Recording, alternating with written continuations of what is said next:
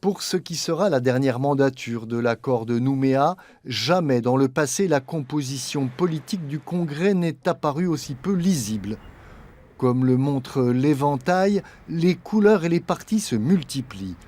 En partant de la droite, le camp indépendantiste apparaît sous 4 bannières différentes, de l'UNI au Parti travailliste en passant par la dynamique autochtone et l'UCF-LNKS.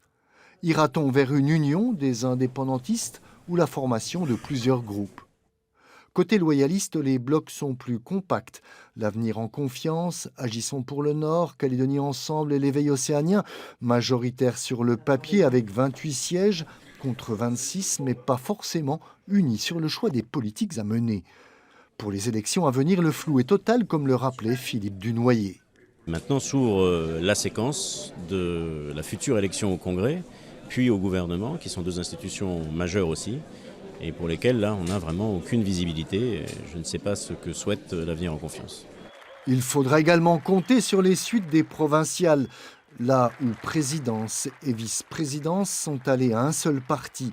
Si dans le Nord, l'hégémonie de l'UNI n'a pas fait de vagues, dans le Sud, les réactions n'ont pas manqué. La présidente l'avait dit, qu'elle allait rester tous les postes. Donc voilà, donc on prend note. Voilà.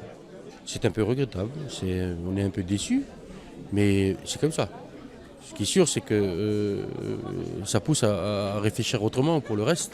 Le reste, où justement l'Éveil océanien, avec ses 3 sièges, sera le parti nouveau qui fera la balance entre les 2 blocs historiques, sans a priori. Je ne suis pas dans un calcul politique, non. On est capitaine de notre destin, il n'y a pas de consigne. On fait ce qui nous semble être juste, pour l'ensemble des électeurs, mais aussi pour nos électeurs. Ainsi, lors du vote pour la première vice-présidence, une voix du Parti océanien s'était portée sur la candidature de Huitupan Thiéoué.